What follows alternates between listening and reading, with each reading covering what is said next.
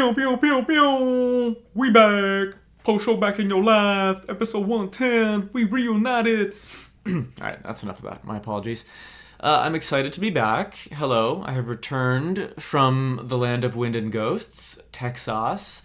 And we're here now. We are happy to be back. I've said that several times now. And we had a fantastic episode. A lot of live action in the first half, and then some anime in the back half. So peruse, depending on your preference. Okay, what do we talk about? We do True Detective, Season 4. I'm into it. Grant has not yet watched, so we stay very spoiler-free, but we do discuss that, and I have some thoughts worth sharing. Criminal Record, Masters of the Air, that has started on Apple TV. Talk a little bit of Dune, then Oscar nominations and some predictions. Finally, some anime for you. Bucchigiri, Solo Leveling, Episode 4. Frieren Beyond Journey's End, Episode 20 is where we wrap things up. And lots of fun meandering and good times in between. Thank you so much for listening. Enjoy.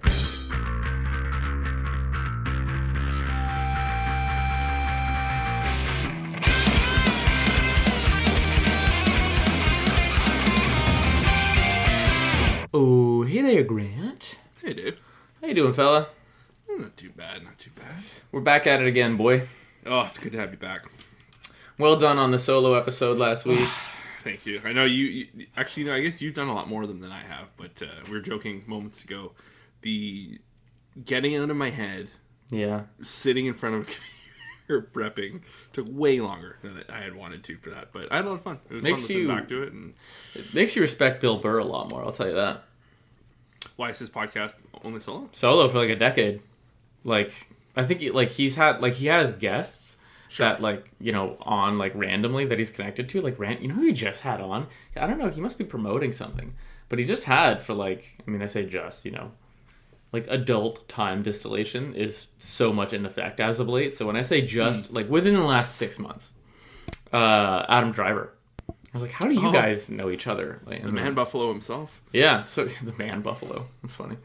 But yeah, otherwise he does it solo. I mean, doesn't I don't know? Mark Maron does not. It just feels like he does them solo because his intros are so goddamn long. He just does 15-minute intros. But I appreciate that, and then it also kind of drives me nuts. A good example too is, do you ever listen to true crime ones? In the past, I have. Not it's not like a regular thing, but what one in particular are you? I think it's actually, and I mean, I know this is like a bold statement. Well, no, I don't want to say it's the best one because I think the best true crime podcast is probably Last Podcast on the Left. Oh, I don't know that. Oh, really, dude? Oh my god, it's and it's not for everybody. But the elevator pitch is it's true crime. They walk you through either the crime or the person who committed the crimes, from birth till sentencing or whatever it is. Like they give you the chronology of the person, but there's a comedic spin on it. So you have to be okay with people joking about the straight up murder, and it's very hard to pull off. As you can imagine, the subject matter is pretty graphic at times. Sure. So it's a very specific take on it, but it's very popular, and they're very funny dudes. Who hosts that? I haven't listened. Not to like major comedy names or whatever. No, I don't think so. I don't think they're major stand-ups. I think the podcast is big enough that they've done live shows at this point. Sure. Worth your time. I'll send you a couple of my favorite episodes. But who I was going to bring up is another true crime one, and it's My Favorite Murder, hosted by two female comics whose names I also forget. I don't even know if they're comics, actually. But the point is you're there for the murder part, right? They're not funny about it. But you're okay, I'm ready to hear about Ted Bundy. But you don't know when it starts because they talk about bullshit for 27 minutes before the podcast. If you're going to do that, give me the timestamp. Sure. Yeah. And, I don't know. Maybe who am I, right? We don't even do timestamps. So I don't know. Well, this actually might be a coincidental good segue. Have you heard about this American Nightmare show? Yo, I finished it. We watched it. We started and watched it last night. I gotta talk to you because I feel like a crazy person. Yeah. Because when I originally saw American Nightmare on, like the splash page of Netflix or whatever, there's a little banner that says, since the release of this, there's now, or the case has been reopened or something like that. Okay, this must be new-ish info, yeah. And so I'm like, fuck. And I'm like, okay. So then we start watching it. And then, we're watching like, oh my God, like these people must be lying. Like they must actually be lying. And we're watching the whole thing. I'm like, they're full of it. They're wrong. They're wrong. They're wrong. Yep. And then you get to the end of it. And that's, again, spoiler, everyone, I guess. Spoiler alert for American Nightmare. But like you get to the end and it turns out like they're just not lying. But I'm like, well, what was that? What has been reopened? Like, what is this whole thing that like Netflix kind of teased? I go back and I search now. That banner is gone. And Netflix completely affected my viewing of the show by one little banner that now is not there anymore. And it's not like, Mandela effect. And like, I thought one thing, completely scrubbed. Anywhere, if I try and refine the show or like, I even deleted it from my continue watching. Yeah. And went and found it again in a different subcategory. You hover over it and it shows a blurb, completely different blurb. And I'm like, fuck. So we watched this whole thing for like, it's like, I think each episode is 45 minutes or whatever. Yeah. Every episode, I'm like, Leanna, like, they're fucking liars. Like, we're about to get them. Leanna cracked a hilarious joke about the detective. Matt Mustard, at completely unprovoked. Like, you can tell, like, he's at a point, like, where he's, like, not taking shit from the boyfriend or whatever. Yeah. And Leanna doesn't even look at me. She goes, it's time to cut the mustard. Like, as he was delivering, Dave, I had to pause it. I burst. I was erupting laughing. Like, that's pretty good. Shout out, Chef. That was fucking hilarious. Shout out, Chef. But, anyways. American Nightmare. Like, I feel betrayed. I was like, what the fuck? Okay, Netflix? okay. Like, you completely changed my view of it. So, I have a number of comments. Okay. Number one, I did not hear about this banner. Number two, I will say, and I've seen this happen on Netflix before. I think, to your point, it is, like, very possible that they messed up the banner or put it and then took it down due to some error. Who knows what could have happened? Mm-hmm. I believe you. I will also note, I have seen on a number of the Netflix applications and having like a adjacent experience to this kind of stuff, just like in guide data, metadata, show descriptions, blah, blah, blah. I've seen a lot of like inadvertent bugs and like the wrong banner gets put on the wrong show, the wrong description gets put in the wrong episode slot. I've seen that shit all the time, and I've seen Netflix make those mistakes. They use the same guide data provider that like I'm familiar with, and that kind of shit happens all the time. That said, perhaps like maybe they did put something there and then like fuck it up and go, uh-oh, wait, and then like retracted it. That seems just as likely. Sure. What I will say, as far as American Nightmare goes, and for the record, I don't think you actually spoiled anything. So I won't. Yeah, it's like a major news story. Yeah, one time. No, but I mean, even like your point is like, oh, you believed one thing and then another thing happened, right? Yeah. Yeah. So my point, and I'm not going to say what actually happens, but my point was, or my experience, and the reason I got Sam to watch it was, I think the editing of this show is actually so good. It's a perfect length. A lot of true crime shit is like too long or too meandering. They're too thorough when they don't need to be. You know what I mean? Sure. Yeah, it's very easy to like. It's just very easy for these things to become tedious. Three episodes, 45 minutes apiece, and is great length. Yeah. And also, like to your point, in episode 1, you are believing what the show wants you to believe so that they can twist you in episode 2. Mm-hmm. And then, like, basically what I realized happened is, like, they're really good at manipulating, like, the way the viewer is, like, characterizing the truth. Right? Like in episode 1, you believe kind of like one POV, and then that shifts into episode 2, and it shifts again in episode 3. It's very interesting. One thing I will say, which is not a spoiler, because I don't want to spoil it, because I really recommend it, is that the Google Trends, the first thing I did look up after this were the Google Trends for Detective Matt Mustard have exploded. Really? Yeah, I mean, as a result, like if you remember, like the text at the end, kind of who ended up where, very interesting. Yeah, I would say a bit of an injustice, but I won't go much further than that. But yeah, pretty interesting stuff. Yeah, I'm interested. Just like the day and age we live in, with like public outcry, quote cancellations or just like public pressure. I'm curious to see where this goes, if anywhere.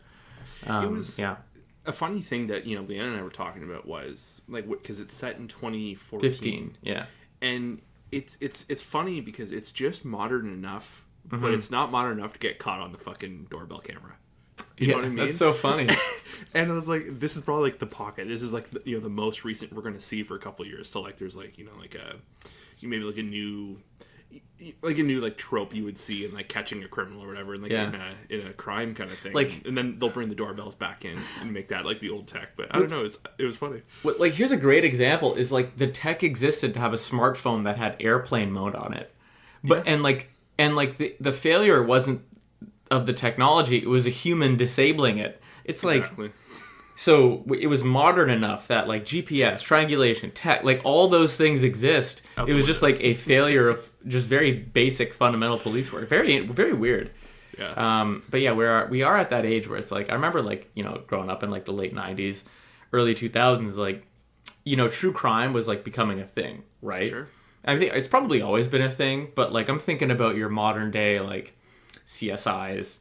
Like dramas. The big those big shows that are like still on have been running for like 20 plus seasons, and like Law and Order, all that. And I think, and I bet most of the watchers of those shows would agree.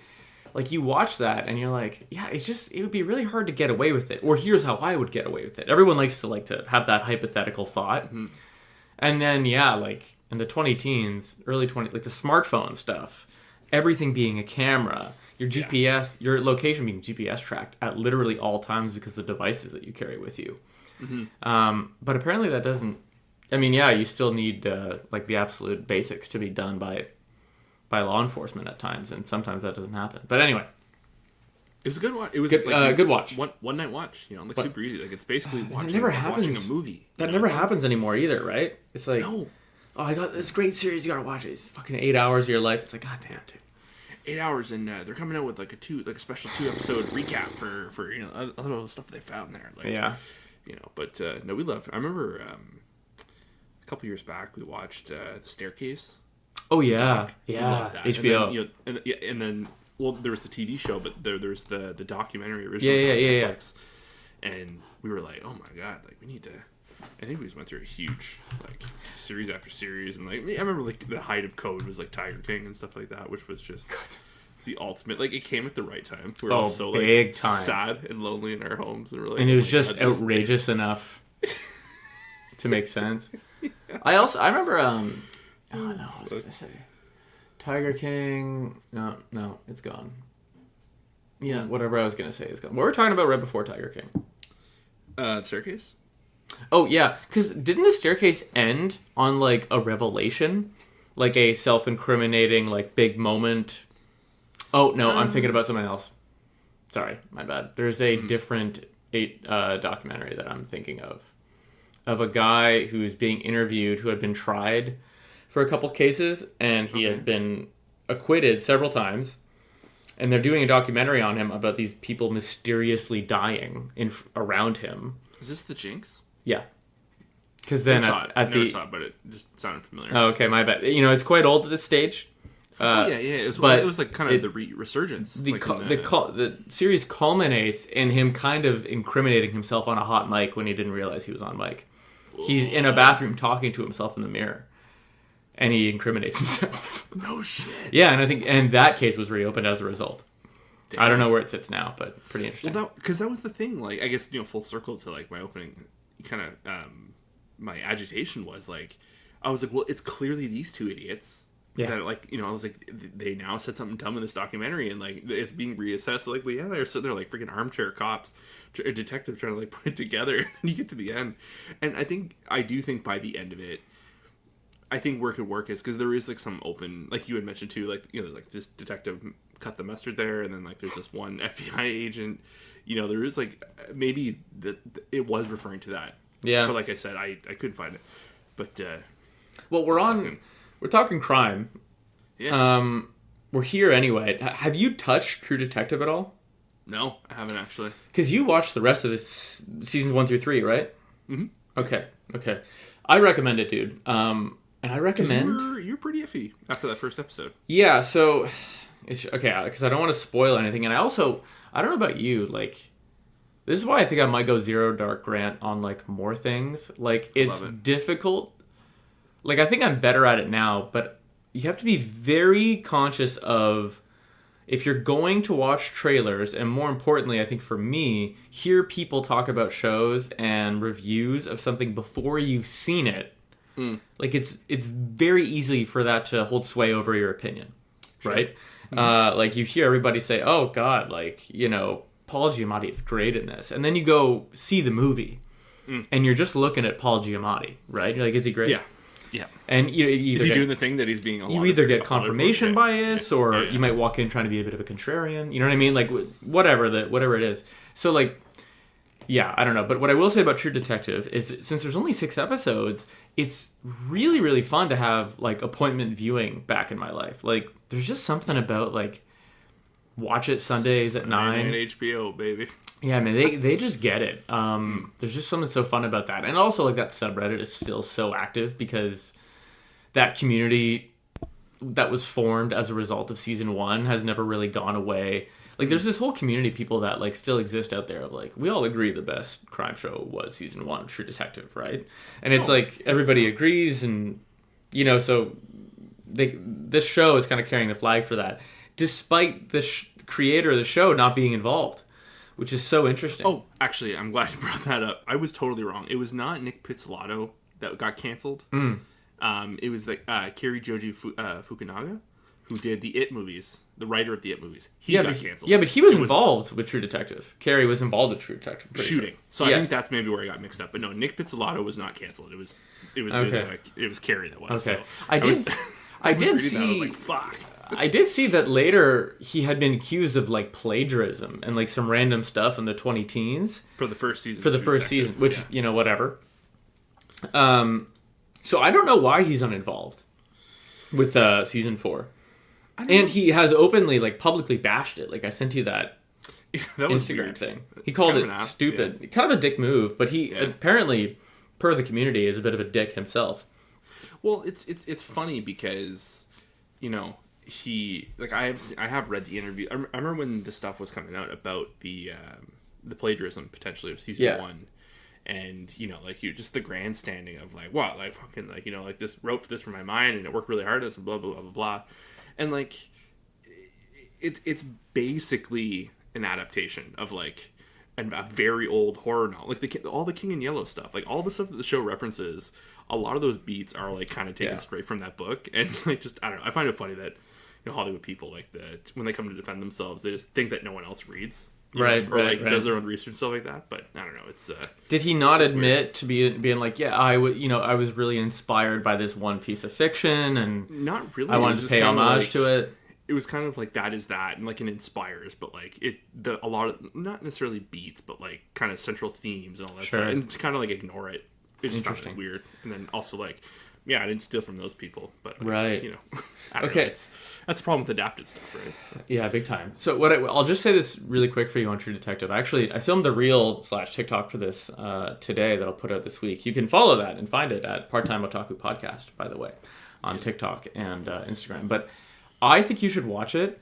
I don't want to say it's a return to form because it's a different person, right? Sure. But it is. They are creating like. So far, a strong mystery with enough pieces in it that I think the community is assembling the answer, like slowly but surely, and it's really cool to watch. Keep an eye out for all the little details. The only bummer, like, it's really fun that there's some referential stuff to season 1. Okay, so like there is. Like, 100%. Yeah, there absolutely is. It's not like the corner of a page that you have to zoom in on in a freeze frame. It's like overt. The only bummer being, I wish nothing against, is it Issa Lopez? Yeah. Nothing against her, but you do kind of wish it was the creator, and that the creator wasn't openly disparaging it. That does suck a little bit, but whatever. Jodie Foster's solid. There are some clunky moments for sure, though. Like we could talk about it in detail, but like what I will say is like the term Night Country which is the title of season 4 is like it's perfect. Like some of these shots, man. they're in the long night in Alaska. Yeah. Like some of it is gorgeous, and I think you were saying like you had heard like more horror-y elements. Yeah. Well, the second, that's the thing, like, like the first season, like that book, The King and Yell, it's not an H.P. Lovecraft book, but it's like one of his, I'm blanking on the author's name, but he is kind of like adjacent, like they're around the same time, they inspired each other, and like... A lot of eeriness in that first season. A lot of eeriness. So like the second they set this like up north and like, like the Arctic, like the first thing I think of is like, Mountains of Madness, right? Like all this very like snow-blown H.P. Lovecraft. And I know a lot of that stuff hasn't aged well. Like again, books were written in the 1800s there, but like, the second I hear some cold and like, eldritch themes, I'm like, oh my god, like, is there gonna be a plane crash? Like, out the mountain? But I don't know. It's I want to wait because I am legitimately getting some resistance from Leanna on it. On what? On watching it. She has no interest, but I'm like, you believe me, like, I know you will love this. Like, you just gotta give it a chance. You just gotta give it a chance. Has she seen season 1? She hasn't watched any of it. Time is a flat circle, dude.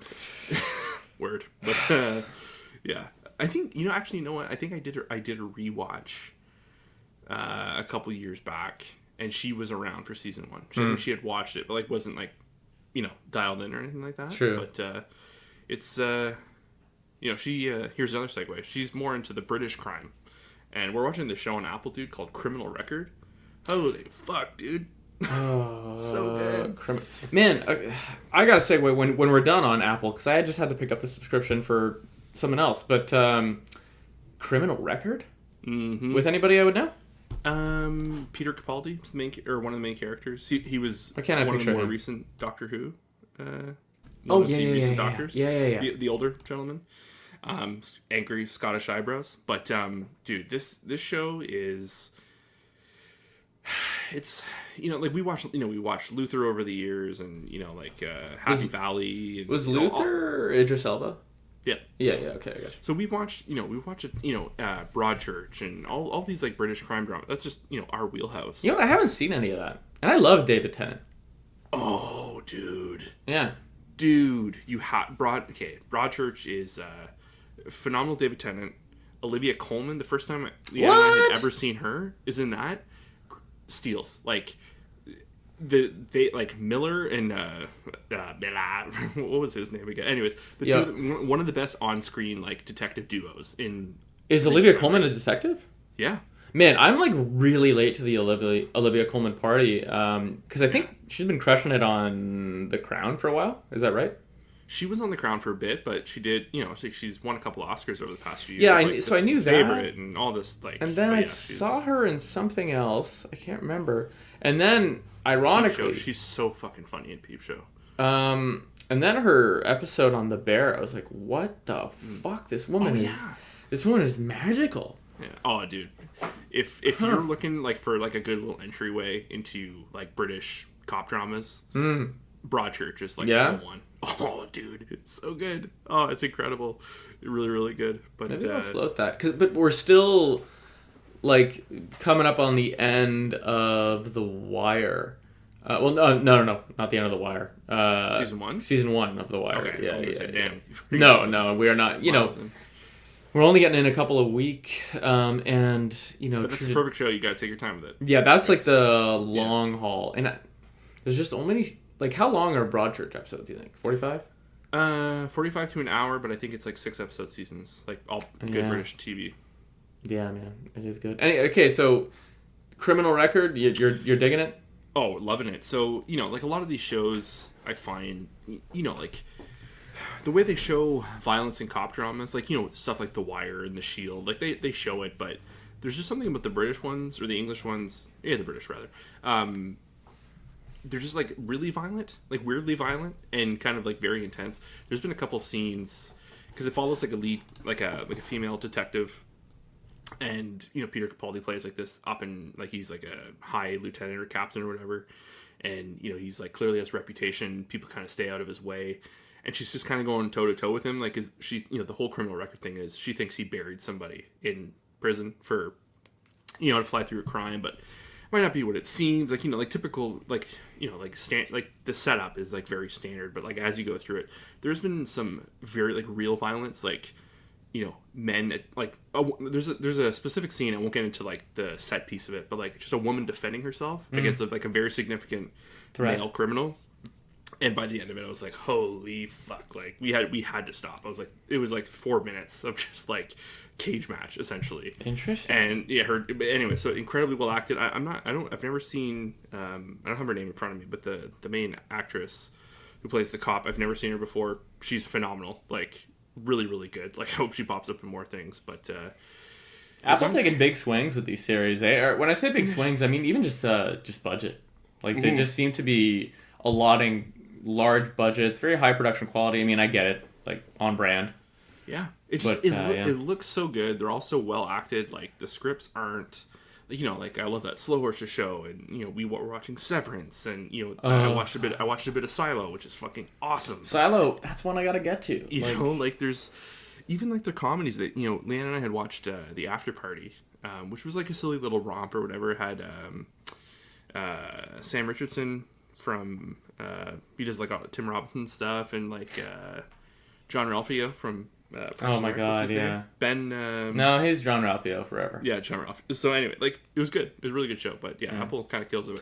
Like I said, if you like cop dramas, British ones, Criminal Record is a must watch. Yeah. Okay, so we picked it up last night. The reason we start we you get the phone or whatever, and they're like, hey, here's a 3-month free trial. So we hadn't activated that yet. So we turned it on last night because I didn't realize Masters of Air had already started. So now I'm on that. What's the word? Not a lot of people are liking it. So we're only one episode in. Is there only the one? There might be 3. I can't remember. Okay. So it's interesting. I love Band of Brothers. I think it's like the best World War II TV series of all time. Not that. There's not much that's close. I have not seen The Pacific, but I know that's Spielberg and Hanks that did both, and they both did this. It looks completely different. It's interesting because it's the same era. It's World War II. It's 1943, but obviously cinema has changed from when they filmed Band of Brothers to when they film today. It looks expensive. It looks like an action movie. It's very weird. At first I didn't actually love it. And then you get used to it, but it's just very how Band of Brothers is washed out, you're in a forest. I wouldn't know. But, oh right, yeah, we won't go down that road. But Band of Brothers has this dirty, washed out, you're covered in mud and you know what I mean? Kind of look. And Masters of Air kind of looks like it looks expensive and shiny and new and cinematic. It looks like a fucking Avatar movie. It's weird. But you do get used to it. I think, and it's even the music, dude, and what a lot of what they're doing, the way they're getting characters to interact. And from the squad assembling to the way they do narration, it might almost be too close to Band of Brothers. They're basically if you take the formula, you know what I mean? Start with a crew of guys, add more, watch them go through the trials of war, get their first taste of combat. How does that change them? Kill off a few characters. You know what I mean? They're doing the exact same thing as what Band of Brothers does. The music is the same. You have one episode. They're already hitting these milestones. Yeah, but you can kind of see where it's going, and some of that stuff has already happened. I won't spoil which, but they have a character on screen who doesn't on screen have a ton of lines, but happens to be the narrator.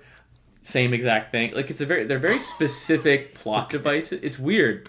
Yeah. So if you love Band of Brothers and you love World War II stuff, if you're always hungry for more, because a lot of it is often steeped in reality, at least Band of Brothers was extremely realistic, down to the names of the vets, and what they went through. And I think this is the same, and it's very interesting to watch. But it is weird to see them literally just take the formula, kind of carbon copy it. It's okay, instead of infantry or paratroopers, we are now a bomb. Same story, but on a bomb squad. But again, if you are into this stuff, which a lot of people are, I don't know if you're going to have a problem with it. The one thing I will say is, it's starring Austin Butler and Saltburn guy. Barry, what's his face? He's at least in it, but Austin Butler so far has had the most screen time. And I think this hurts him because a big news cycle that came out in the last few weeks is he's had to hire a dialect coach to help him try and get rid of his Elvis voice. Sure. Yeah. Have you seen the footage of him before he got that role and heard him speak?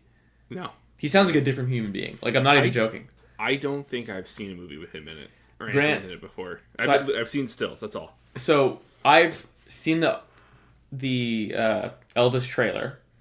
I've seen him doing the voice. I've seen him before he got the role. He is in permanent Elvis mode, including in this show. It's like it's like he's literally fucking stuck. It's like I don't know what's going on, but it's actually distracting. Like it takes away from his performance. It absolutely hurts him. It's possible that he hit puberty simultaneously or something. You know, his voice changed. Like that does happen to people. Sure. You know, it could be vocal cord damage. It could be just the way his vocal cords changed as he grew up. Who knows? But like he sounds like a different person, and it's very, very difficult to not hear Elvis. And it sincerely takes away from his performance. It's almost kind of a shame. Because once you hear it, it's one of those things. It's like you can't get it out of your head, and you're trying to listen to his lines, and you just keep hearing it, and it's like it's funny, and then you're like, yo, it's taking me out of the show. So, and now I've poisoned like your perspective, so you might have that problem. It's funny because I know there's like when I didn't watch the trailer, but there's the stills of him because he plays one of the main antagonists in Dune 2. Ooh, I didn't know that. And you know he plays like a very, very pivotal character in the book. Like one of the better parts of the book, in my opinion. Fade Ralpha, I think his name is, and but he plays like this, you know, head shaved, Harkonnen like warlord. Yeah. And I see the stills, and like the first time I seen it, I was like, just go get some spice, baby. Yeah. He's gonna come on screen. Ain't nothing but a dog. Where that spice, brother? Yeah, you know? That's funny, dude. Yeah, I know. It's like I said, I've literally never heard him talk. Yeah. Ever. Like, you know, I never saw Elvis. Yeah. The only thing I know about Elvis is just like all like the movie podcasts we listen to and like kind of people banging on it. And then Devin was just like one day he's like, don't. All right. I didn't see it either. Yeah, I don't know. I'm not a big Baz Luhrmann fan, so I never. It wasn't really up my alley, but you know, I don't blame the dude for taking the role. Like I get it, and like by all accounts, he was fine. Sure. So, but yeah, just pick. You know, I love this stuff, and Sam's like for some reason open to watching it, so I will probably watch it either way, and I'm sure I'll put it in the back of my mind, and just see how it goes. And you know we got the Apple thing now anyway, so maybe I'll poke around. You know, look at There's Silo. A lot of good stuff on there. Yeah. I've watched 2 episodes of Silo, and another one. It's like, well, I gotta get Leanna to watch this with me. True say. This shit is dope. Yeah, It's very like Fallout, a little more grounded version of Fallout, like future dystopia. I've heard. Like, okay, so that's kind of what I've heard. Don't leave the cave or whatever. And, Yeah. I think Rebecca Ferguson. Actually, funny enough, a la Dune. Oh, wait. Is that the mom? The mom, yeah. Dude, she's amazing in everything. Anything I've seen her, and she was in the Doctor Sleep, the sequel, and she was playing like a goofy top, literally like a top hat villain, and I was like, how is this gonna rock? And it did. By the end of it, you're just like, whoa, like how do you make something so goofy and so silly and just kind of like ground it and make it like a really, really captivating villain. Did I tell you I got Sam to watch Dune this past weekend? No, she liked it? She liked it, and it was the first time I've rewatched it since the theatrical release because I want to see Dune 2, and I was like, God damn, that is a better movie even than I remember, and even then it was good. It's so and good. Rebecca Ferguson in particular, I was like, man, the mom, like my God, and just the cast, you know what I mean? And completely stacked. The pressure, you know, I would like to rag on Timothée Chalamet, but I gotta say, like, the pressure on, like, that character to, like, yo, you better, like, deliver the fucking goods. Like, he actually did pretty well. That's a tough role. I will say, everything that kind of takes place in the first part is, like, that's the clown shoes bit. That's the easy stuff. Yeah. It's what is to come is what I am morbidly curious if he can pull off. Oh, like Paul specifically, his arc. Paul specifically, like this part of the arc is, I think I've seen enough with Chalamet to like, I know he can do it, but this thing too, like there was some weird, like I understand why there's some like Hollywood little bit of whitewashing and kind of just like they reworded a lot of stuff and like. Like all the like in the books and all that, like the whole thing is about like jihad and all that. Like, they kind of like they recontextualize like the wars and all this stuff, but like we haven't even really got to that yet. Like we're about to, so I'm kind of curious like what they're gonna do in Dune 2. And like he's like it's all like holy wars, right? Like it's big time. It's a bit it's a bit of a tightrope walk. So it was easier. Everyone's parts. We turned on subs for this one. And it was like, oh right, like because subs for like all the different religious terms they're using, subs were very helpful for that. And then you're like, man, like once you start tracking some of these words better, you're like, wow, they are like going a bit heavy into the religious. Oh yeah, it's a very religious book. Like and I mean you could tell. Like I haven't read the book and I don't I have it, but I was like, you know what, I'm gonna wait. Like I want to see.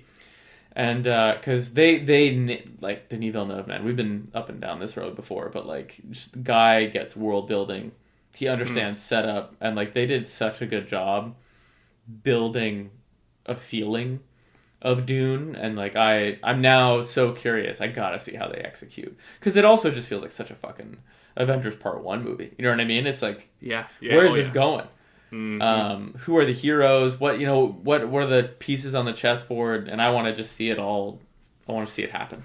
It was because I bought the 4K Blu-ray in anticipation for 2. I was like, hey, because I remember we walked out of the first one and Leanna was just like, that is one of the greatest. Like it completely blew her away. Like I think she had said, you could ask her this to double check, but she had said she had not seen an epic of that scale since Lord of the Rings. It's so funny, dude. You say that. That it's so hard to recreate that feeling. Mm-hmm. And when exiting the theater, I was like, that was an epic. Like what we just saw will be looked back on, and people get like, there are a few epic series out there that are like truly in scope and vision, and like we just saw one in theaters happen, and I'm sure it'll do good. But it was like. It was one of those things, or I'm sure it'll do well rather, but like it probably won't make as much money as it should. And it's funny because I guarantee when these movies are done, assuming they don't drop the ball with the second, but I gotta say, word on the street is, Dave, the third has already been approved. I've heard that too, but like assuming they don't really fuck this up, and like I got my money on Denis Villeneuve. He's just my boy. Lifetime, season. Yeah, he's that guy. You know what I mean? Mm-hmm. He's not like a one on, one off kind of guy. Like I think he just fucking hits home dingers.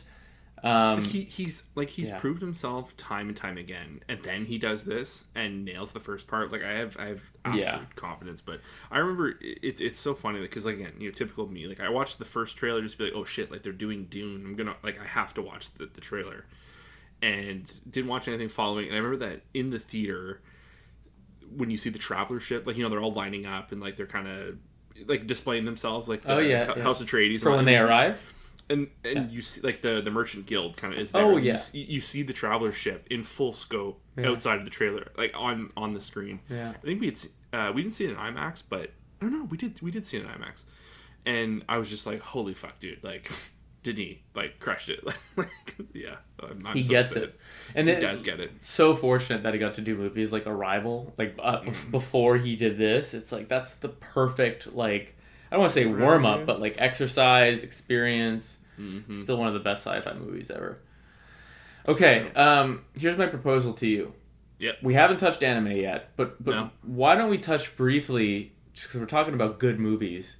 Why don't we touch briefly on the Oscar nominations? Because that came out last week. And, there was a bit of controversy. I don't think there was a ton. No. But I would say most of the controversy seems to be around Barbie. Is that fair? Wow. What a surprise. Yeah. Poor movie.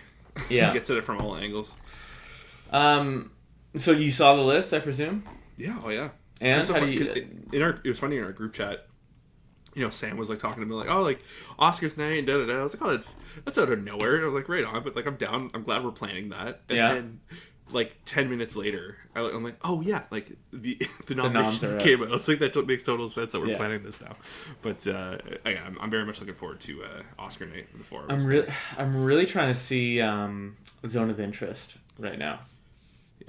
Yeah. Want to see it together? Maybe Sam asked me. She's never into this kind of stuff. So I was like, you know what? That might have to be a date night. Okay. But Leanna wants to see it too. I'm just saying. Huh? Leanna wants to see it too. The problem is, so I'm down. Yeah. The problem is we were having a hell of a time with the show times. We can talk about this off air, but just traveling and stuff, and we were just like, fuck, we can't make any of these dates work. But yeah, we should talk. All right. Actor, the big one is Leo missing. Yeah, that does actually feel like a bigger snub than what all the kerfuffle. If I could take one out, it would be Bradley Cooper. Is about. Also, so I didn't see Rustin, so I'm not even sure who Coleman Domingo is. I haven't seen Maestro, and I gotta say, dude, I don't know if I am gonna. Like, I just, it's not doing a ton for me. Good for Jeffrey Wright. You did see it? I did not see it, and I don't know if I'm gonna. No, I should if we're gonna do an Oscar night. Oh yeah, you gotta try and hit all the best pictures. Yeah, you gotta hit the best pictures. That's fair. Cillian Murphy seems like a lock. I don't know, but you never know with the Oscars. Paul Giamatti, a lot of Paul Giamatti talk. Yeah, I've heard I haven't seen that yet either. Actor supporting. It's all on brand. Huh? It seems all on brand. Like it seems. De Niro got it for Killers. It is interesting that De Niro got it, and like the Leo one does seem like a very legitimate omission to me. God, Mark Ruffalo was so fun in Poor Things, but I do think it's probably RDJ. Yeah. Actress leading role. I think this is tough because I think it's going to come down to Emma Stone, Poor Things, Lily Gladstone, or Lily Gladstone, Killers of the Flower Moon. Both phenomenal performance. Either one. I think if I had I think, we talked about this at length. I can't remember if this was on the podcast or it was just asked for drinks and food afterwards, but what Lily Gladstone and Killers with like so little screen time to hold such a presence. Like, and I understand narrative, like it made sense why she was just like removed from the movie. And again, we definitely did talk about that, but what she is there for, kind of very, very, very good stuff. So, and it bears saying, like, I'm not trying to be that guy, but like it does bear. It is worth noting. Like, have you seen Poor Things? Yeah. It is worth noting, like, that the Oscars are political, and like. Sure. Yeah, the voting body. That's very much. Hollywood, right? Like they're all amongst themselves, and Emma Stone's already won one, so who knows? People could kind of chalk it up to that. But apparently, Anatomy of Fall, that's super high on my list. Like obviously, it's Best Picture nom. So yeah, I got to get to it. But that one, you don't need to go to a theater for that. It is streaming now. Yeah, okay, that's nice. Okay, wait, why don't we scroll down just to Best Picture? Yeah. American Fiction. Have you seen it? Not yet. They've got a couple actors nominated for it, so must be something. Anatomy of a Fall, Barbie, we mentioned, Holdovers. Is Holdovers the Giamatti one? Yep. Yeah, Killers of the Flower Moon, Maestro, Oppenheimer, Past Lives, Poor Things, Zone of Interest. So, most of the... I've seen half of them. Yeah, not enough for me. I'm like... Maestro got Best Picture. What? Isn't that funny? I didn't know that. You know what? It looked nice. It was a nice to look at movie, but like I don't get what Bradley Cooper was doing. I don't know what he was going for. Like the messaging seems very vague to me by the end of it. It was just like it just seems like look at me, like I'm. It felt like he's getting a lot of self-character piece. It was just like, dude, like you're on the same level. This like world-renowned, one of the most famous modern musicians, and I don't know. It feels very like actors struggle too. Yeah. It's like, okay, dude. God, that clip. I ended up seeing that clip you talked about of him closing his eyes. Who is the actor? Who was the interview with? Is it Emma Stone? No. Oh, Emma Stone. Yes, and she calls him out. She's such a real one, dude. Yeah. That's one person that just. Yeah. It seems like no one dislikes Emma Stone. She's fucking legit. Mm-hmm. And just after seeing her in Poor Things, it's like, oh right, I forgot that you're a fucking machine. Well, have you seen? So there's more, right? Like Bradley Cooper's just on like a circuit of like these interviews, and there's one with Michael Mann, and Bradley Cooper tells like this very like traumatic like, I can't remember what movie he was on, but he was somehow like on the set of a Michael Mann movie, and he's like, you signed my script or something like that. Oh, it was one of those round tables. And Michael Mann just like, I guess, just looks at him and or no, he does look at him and he goes like, I signed those for everybody. Yeah. Yeah. Just like Michael Mann just being like the grumpiest old man. He's getting goofed on, man. What was I gonna say? Okay, so the kerfuffle, the drama is a lack of a Oscar nomination, or supposed drama is the lack of a nomination for Margot Robbie for Best Actor and Greta Gerwig for Best Director. So I would take on this. Do you want me to go first? No, how about it? My take is this. I think that Barbie's a good movie, and I do think, though, that while it is a good movie, and I really think, I said this the other day, like, you could make 100 Barbie movies. I do think 95 of them are probably only okay and, like, not great. Like, I think, like, the movie they made is, like, it shattered expectations. It was a global 100%. Phenomenon. And I think it was, like, rightfully deserved. And, like, they did a good job.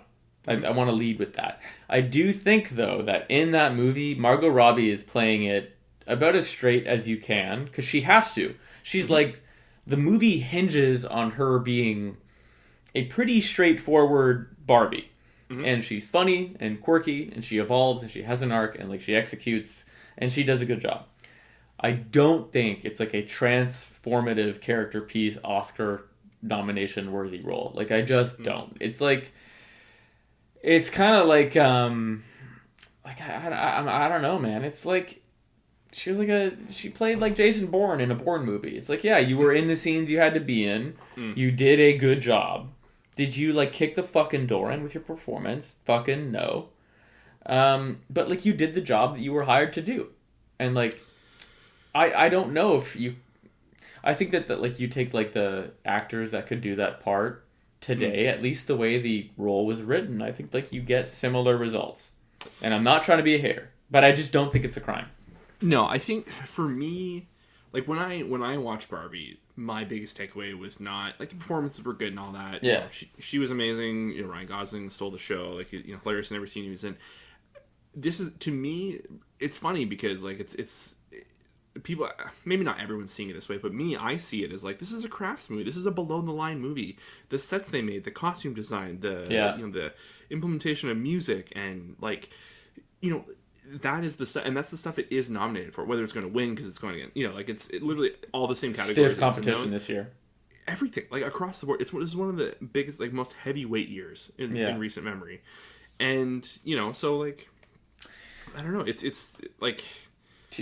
See, so that's a really great point. Crafts movie, big time. The execution, and to circle back briefly, like I think, I do think the Greta Gerwig snub, if you want to call that, for directing, holds a little more water for me.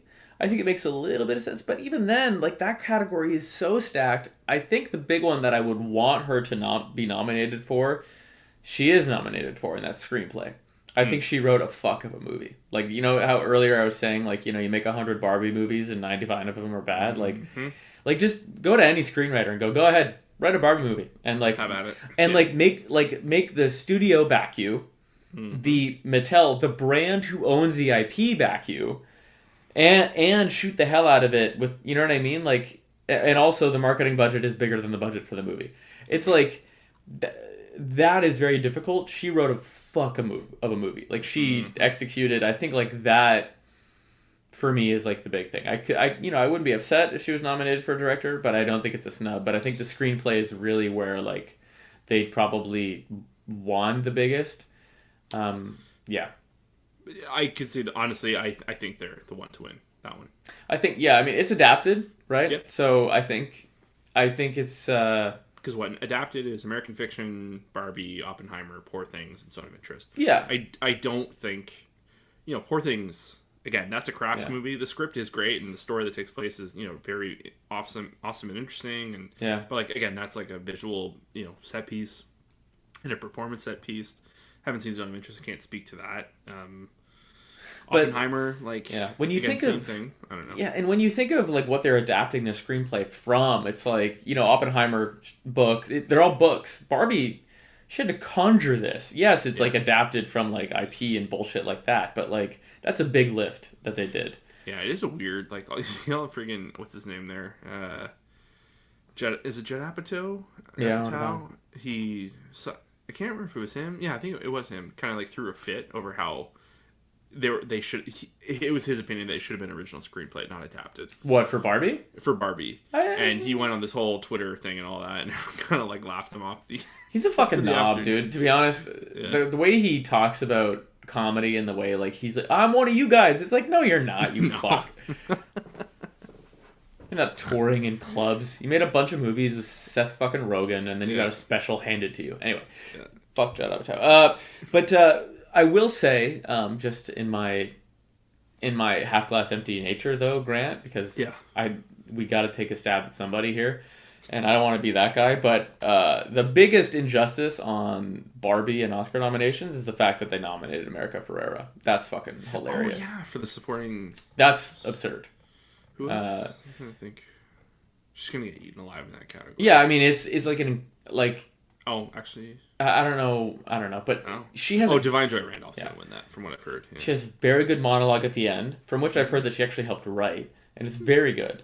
But, like, dude, most of her scenes are her in a fucking Chevy commercial driving that car around. Yeah, should someone win an Oscar for one monologue, like, at the end of the movie? I don't know. And it's a good monologue. It's a good scene, but of course, it's absurd. Like that part is just it is nothing remarkable. And I hate to be that guy. No, it's not true. I'm kind of liking it. But anyway, okay, that's it. Should we talk anime? Like, I guess we don't even have to. We can do it whatever we want. It's our show. Of course. I do. Okay, like, I don't know. Yeah. I don't want to. Okay, go ahead. I just want to say, I talked a little bit of smack last week solo. It was not smack. It was just like, again, it was like a preliminary, like winter preview, a couple of new shows that I checked out. There is one that you absolutely have to, like, Metallic Rouge, I think you're going to love. Yeah, sure. I will. Yeah, it's on the list.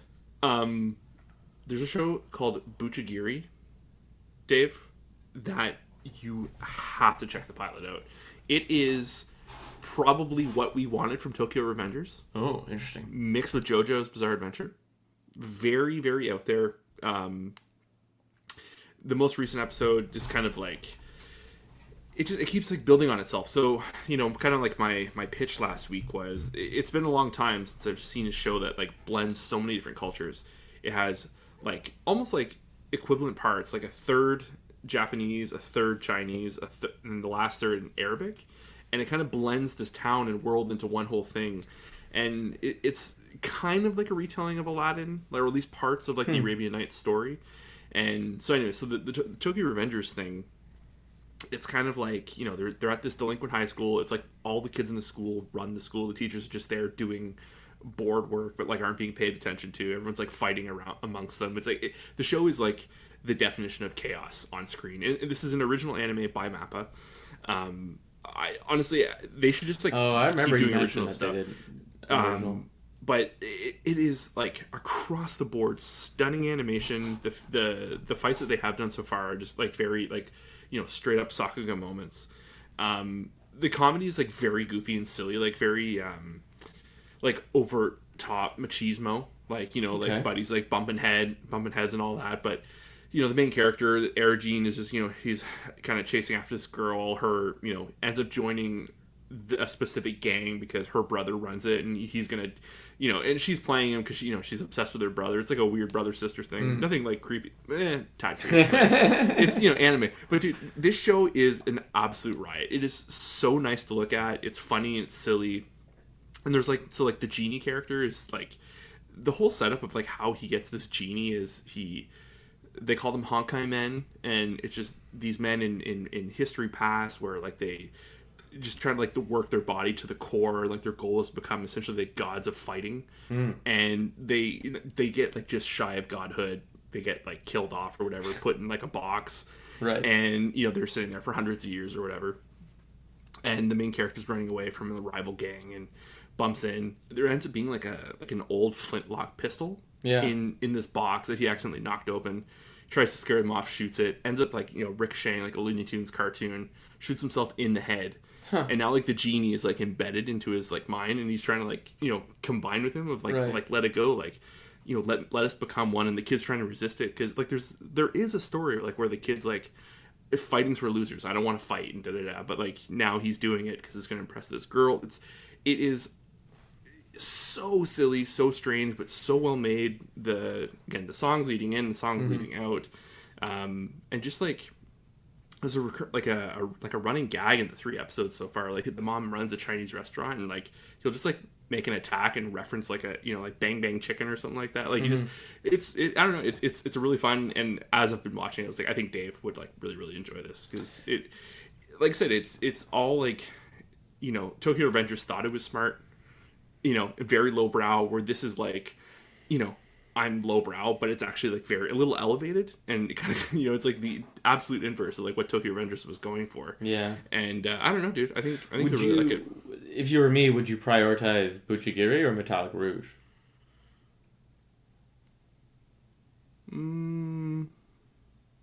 I would prioritize Bucchigiri personally, or maybe just try both pilots. I would try both pilots. I think Metallic Rouge, the pilot is not.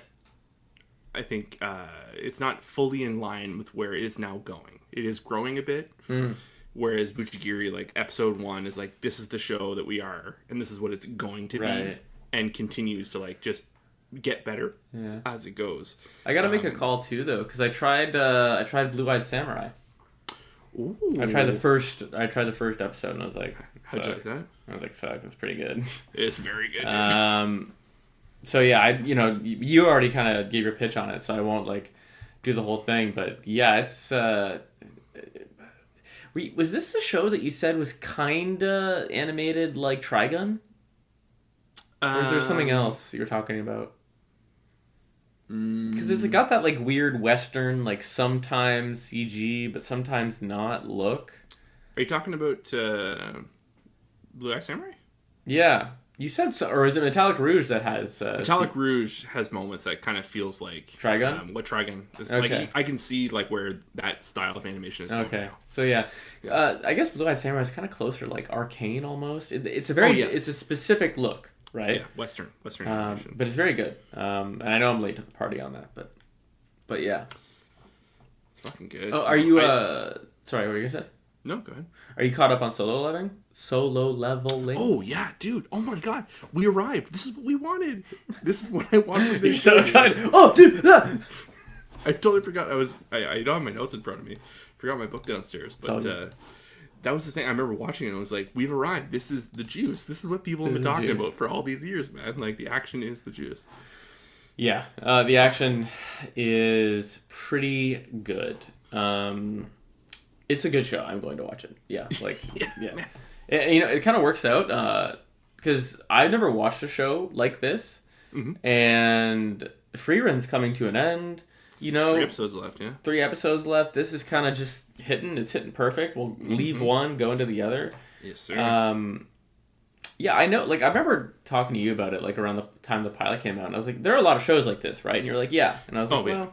But I haven't done any of them. And, like, this seems like a good one to kind of jump on board because I'm not very familiar with the genre. Sure. And people are passionate as hell about this thing. Yeah, man. And, most importantly, to your point, they seem to be delivering, right? Until I have a reason to not watch it, I'm going to fucking watch it. Yeah. It's funny because, I can't remember if it was last week on the solo pod or it was the one before, where I've been seeing, when the episode airs, I see the comparison from the manhwa to the anime on Reddit.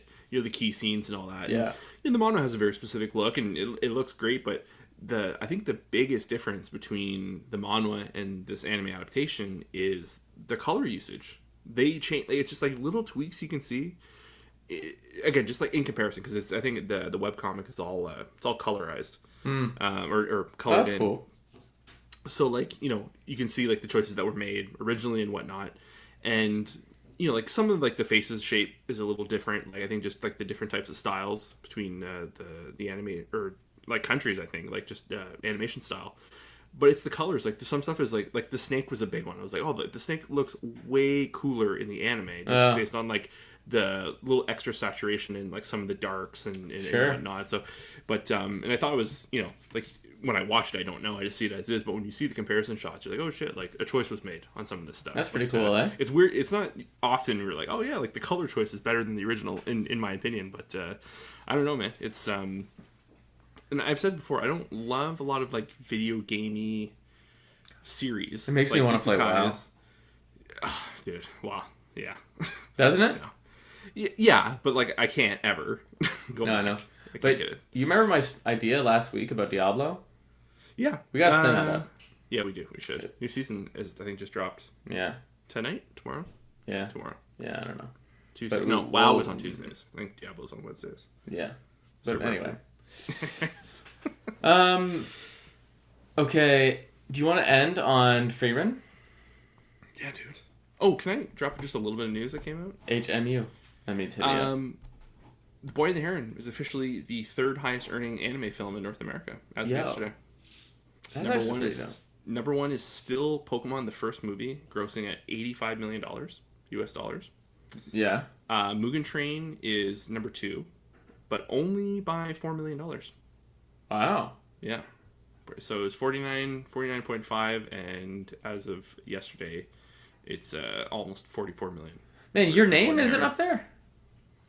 It only mentions the top 3 in the article that I'm reading, but it must be in the top 5. Yeah, it's gotta be. Yeah, that makes sense. I remember Mugen Train beating out your name, and it was like a big deal. Okay, well, that's pretty dope. We gotta catch that. It was playing at one of these local theaters. Hey, we were talking about that? Well, that was what we were either going to go see that, Zone of Interest, and then you were talking about Poor Things, and I was like, well, shit, I need to see that. Oh, yes, I remember that. But so, yeah. Oh, God, when are the Oscars? March 10th. We got 2 months. Okay. Month and change. Traveling a little bit in February, but we're going to make the time. I'm going to, least, absolute, bare minimum, got to see all the best pictures. I'm going to make it a goal. Yeah, we're halfway through, because I'm pretty sure the ones I've seen, you've seen too. Yeah.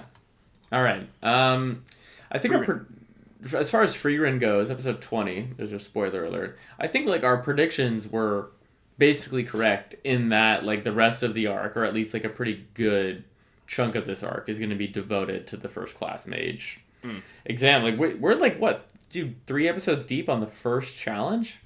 2, 3? Yeah, I think it's probably over as of this episode, or like maybe beginning of next episode, kind of rounding this out, but.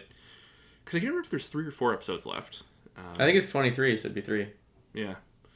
But I don't know, dude. This was probably one of the best lore drops they've ever done in this episode. Was like the speech between Frieren. I don't think he is a dwarf, but he looks like a dwarf. Denkin. Yeah. And like then like kind of the younger mage, and he essentially like what like the real purpose, like why everyone wants to be a first class mage. Yeah. The whole. The character they've been teasing in the OP for months now. So I've been skipping the OP, and I'm glad that I know we're very different there. Yeah. But my thing is like we always skip opening credits, and 1, it's because we're impatient, and 2, it's like they seem to tease a lot of things that are often like. I don't want to say spoiler territory, but like it's nice to not know anything at all sometimes. Sure. But anyway, this character's named Sari, and appears to be an elf.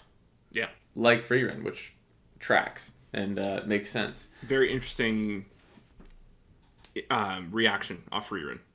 Yeah. At the mention of the name. So, I was like, okay, clearly they know each other. Because she has made reference to, like, a couple elves. Like, I've only ever known 1 or 2 over the years. Or, no, because when she meets the monk dude, she goes, like, you're, like, the only other elf I've ever met. Or who is Zeke? Sorry? Who's voiced by Zeke. Zeke, yeah. Unreal. Crazy to think that. But, yeah, anyway, so it's, I don't know, it was the scene of Fern throwing down with the one mage, like, kind of, like, blowing through with, like, standard magic through all the barriers and all that, and then her showing up to save Ubel there. Ubel, very interesting character, too. Very interesting. Her, like, like, I know this sounds obvious, and there's a lot, this type of character kind of pops up every now and then in anime. But like a cat playing with like a dead animal kind of thing. That's like kind of like the vibe I got from her. Like kind of twisted, maniacal, bloody, bloodthirsty, dangerous. Yeah, and the dude she was fighting too, I thought really interesting character. And like, agreed. You know, it was funny because Corinne has recently gotten more interested in Frieren and she wants to watch it with us. And it's been pretty, you know. Like, I was gonna say, do you let her watch? Yeah. She's at that age there. It's like, you know, she's uncomfortable. She'll tell us and we'll turn it off or whatever. Yeah. But I don't need to read the room. She'll be vocal about it. But there's the flashback of the dude up in the north. And he's like, yeah, like, you know, these cowards sometimes decide women and children. And I'm like, oh, yeah, I'm going to have to turn this off. And I bet. But like, it cut away. I was like, and she sat through, but she loves it. No, she really likes it. It's so funny. She's spoiled with good anime. Yeah, man. Well, this is a huge one. And it's funny because, you know, like on the news websites you follow and you see all this stuff about, oh, this show is getting a dub announcement on this channel and that channel. I think this show would like crush with a dub for, you know, younger audiences. And it kind of toes the line, right, of like a more mature audience and a younger audience. Yeah, they do a good job of toeing that line. I agree. Yeah. It's such a good fucking show, man. I can't believe how like this came out of nowhere and like just dominated the season. It's so good. Yeah. Okay, I think we're good, homie. Yeah. Is that about it? That's about it. There's not much more. Pretty much all the shows that are out for the season are out now. So tight. And you know, I think the exciting part is like we've got a month and a bit to the Oscars. So like you can probably expect some like casual Oscar movie contender reviews on the pod. We're not making any promises, but like if I gotta watch however many of these movies in that time, and you have to do the same, I have the feeling we'll be sharing about it. Yeah, I have the feeling we'll be sharing some thoughts. We should maybe try to sync up on which ones we watch, but like at the same time, who cares? Yeah. Okay, I think that's about it. Like I said earlier, check us out at Part-Time Otaku Podcast on Instagram and TikTok. And also you can follow and support the show on Spotify, Apple Music, and wherever else you listen to podcasts. Thank you so much for listening. Grant, go ahead and say the thing. Bye, guys. Cheers.